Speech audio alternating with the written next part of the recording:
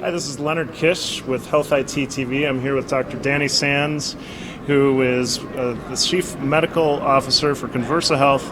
You're also one of the, make sure I get this right, co-founders of the Society of Participatory Medicine. Right, and co-chair.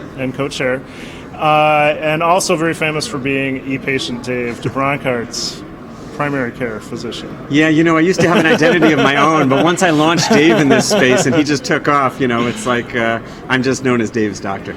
So I was surprised to hear that you had been coming to HIMSS now for 16 years. Thereabouts, yeah. What keeps you coming back? I mean, and the one question I ask a lot of people is, it's changed a lot over the years. We've seen, particularly seen $30 billion be injected into the EHR market. Yeah. We're starting to see a little bit more innovation now, I think, with the HX360 Pavilion and more startup companies. Tell me about your history of HIMSS and how you've seen it change and what keeps you coming back. Well, first of all, HIMSS has gotten to be crazy. I mean, it's immensely big. It was always immensely big, and it's just, so overwhelmingly big now. I think that the major reason that I come back is, I would say is the networking, is to keep connections fresh in the field. I have friends across the industry, and keeping up with them is important. But it's also doing business development. So I'm actually the chief medical officer of two companies. The other one is Kinergy Health. And so whoever my clients are, I need to do business development for these companies. But I'm also doing business development for me because, I could be meeting someone who's going to be my next opportunity, my next job. Right. And one of the themes, it really, we've seen it go where people were talking a lot more maybe about patient engagement a couple of years ago. Now it seems like it's population health and big data. One of the questions that we've been raising in a lot of these interviews is how are those two things related? And I think there's starting to be a realization that they're deeply related. Absolutely. Look, the model of healthcare, we view healthcare as sort of a car wash, in which the patient is the car and they're sick. They go through the car wash, they get health sprinkled on them, they come out the other side. Right. That really doesn't make sense for healthcare because the patient, the car in this case, needs to be engaged in what's going on. Nothing's going to happen. That patient isn't going to get better unless they're engaged in their health and their healthcare and whatever. So we've got to figure out a way to engage patients. Absolutely need to activate them, engage them. So a lot of that comes down to payment, of course, and how physicians get reimbursed or paid, in other incentive programs. Is that changing quickly enough? Not for me because I'm impatient, but it is changing, and that's what's really exciting. I mean, we're really changing the way we pay for healthcare. We're moving from fee-for-service to value-based care, and that's a huge catastrophic thing for many organizations that don't know how to do business that way because they've been doing business the other way for so long. But it's a huge opportunity, and as we shift to value-based care, then it frees us. We can be more innovative and think about how we might be delivering care differently, rather than always focusing on the traditional visit-based care and doing more stuff the more people get paid more. We can actually step back. So is it changing quickly enough? It's changing quickly in some parts of the country and less quickly in other parts of the country. I would like it to change quicker, but I think that when you look at the plans that CMS has put into place, that's really optimistic. You look at the bundled payments that they're doing. You're looking at all the private plans, and all of them are shifting in some way to value-based care, or at least quality incentives and so on. So I think we're moving. I think it's still a challenge, and I think the providers are challenged by this heterogeneity of payments. Yeah. It's what one healthcare executive called standing with a foot in two different canoes. Right. It's really unstable and it's crazy. Right. So it's very hard right now. But I think that forward-thinking organizations are figuring out now how to shift to value-based care, and they're introducing technology, systems, mindsets, so that they can be ready for value-based care. So you made that shift yourself, I think, personally, professionally, early on. What drove that? And have you made that shift? Or well, so to be fair, I do see patients at Beth Israel Deaconess Medical Center, and I don't own my practice.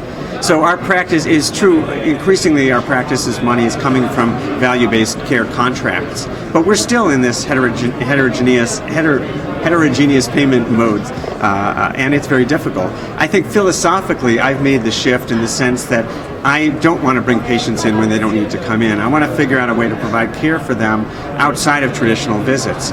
And I don't want to push patients out of the office in 10 minutes just because that's what the schedule says. I really want to take care of patients, because what I've found is that I can do a better job as a doctor if I actually spend a little more time listening to patients, asking them questions. I'm going to order fewer tests and refer them to fewer specialists, and both the patients and I are going to be happier with that. And you mentioned that 99% of the time that patients aren't in the clinic is the time that really matters. Can you elaborate on that a little bit, and yes, what's working or hasn't worked? So even with the very sickest patients that we have, if you do the calculation, it's way less than 1% of their lives that they're actually in the healthcare system. Right. And so that means if we want to think about ways in which we're going to improve their healthcare, we have to think outside of the traditional healthcare system, because we can't see the patient every day, can we? Right. So it just doesn't make sense. So we need to think about, how we're going to do this, how we're going to reach out to patients differently, and how we're going to help the patients understand what's going on with their health, be involved in their health care, even when they're not in the office. And ideally, if we can do frequent light touches with patients in a way that's customized to what each patient's needs are. Light touches in terms of using texting. Technology. I mean, we could do, right, we could, if we had the resources, you could have a nurse call every single patient. And in fact, what many healthcare organizations are doing is they're doing predictive modeling, and they're saying, well, we think this is the sickest 3% of the patients. And then they have a nurse call those patients, see how they're doing, and make sure they're taking the medicines and so on. But the problem is it misses the boat, because there's that sickest 3% was in the 97% before. Right. And we got to prevent them from getting into that tip of the iceberg. In addition, you don't have the resources to reach out to more than 3% because it's expensive. Right. So yeah, leveraging technology, if we can in an automated way reach out to patients instead of visits. Right. And we can find out exactly how you're doing. And they can be short, little touches. You have some good examples where that's working, or? Yeah, so I am the Chief Medical Officer of Conversa Health, and although I was interested in this and wrote a peer-reviewed paper about this before I even heard of Conversa, we're doing this at Conversa, and we're doing exactly that. Based on each patient's clinical profile and how they're doing, we're going to send them a little message and saying, your doctor wants to check in on you. Click on this link and we'll answer a few questions for us. It'll only take 30 seconds, maybe a minute. And you'll do that, and then we'll have this little conversation. But on my end, the conversation is taking place in an automated way. There's no human being there. But you're answering questions about how you're doing. Right. What's your blood pressure? What's your blood sugar? You having problems with your inhaler? Whatever that is. And then each question we ask you is based on the response to that prior question, and each set of questions we send you is going to be based on your prior responses. So we get smarter and smarter about you over time, just like Google and Amazon and so on. This is kind of marketing, isn't it?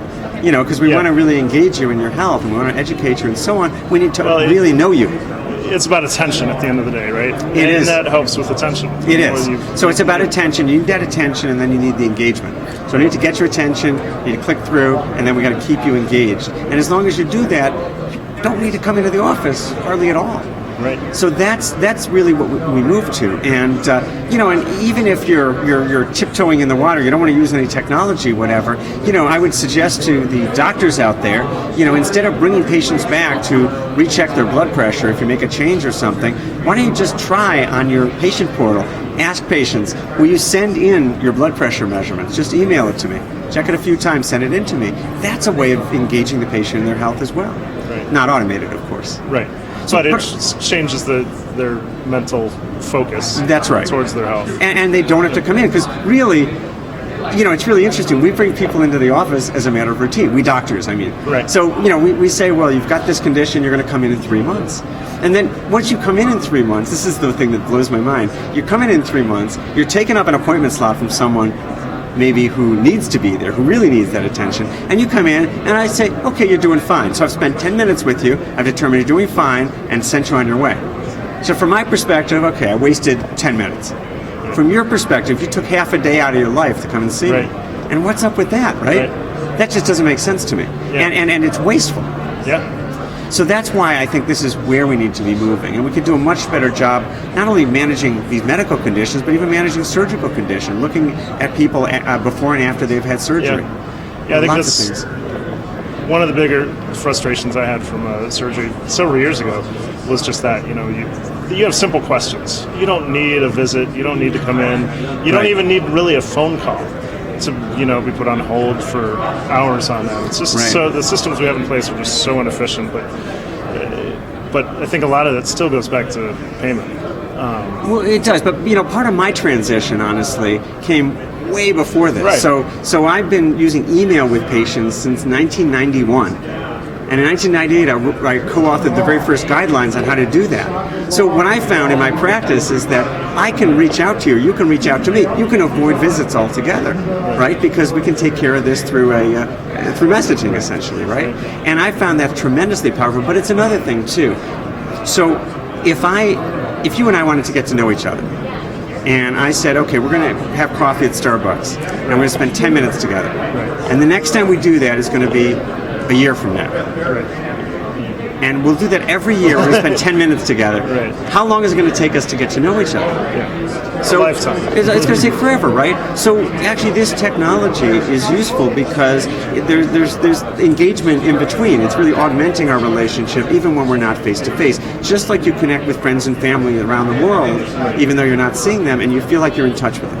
And that's, how physicians treat their own friends and family. That's exactly right. It's not come over to my house, in the middle of the night and get your blood pressure. It's exactly. And there's, and physicians, physicians are resistant to this, especially if they're in this fee-for-service world. But here's the thing. Every single one of these physicians, almost, has a waiting list of people to see them. That is that when someone wants to make an appointment with them, it's going to take 2 months to be seen unless it's urgent. So there is really a business model because the volumes could be so much higher with value-based care. It's not that. My point is that if you're avoiding visits, doctors fear that they're going to be sitting on their hands and nobody's going to be coming in and they're not going to get paid. But in reality, they are going to get paid because there are people who want those appointment slots that we're wasting right now. You can we're just talking about this, better scale physician time, essentially, because you're not wasting it's physician's scaling time. Scarce resources. Right. That's absolutely right. Great point. All right, well, thanks. Great talking with you, Danny. Good talking with you, too. Thank you very much. This is Health IT TV, Leonard Kish and Dr. Danny Sands. Health IT TV, watch it. HIMSS 16.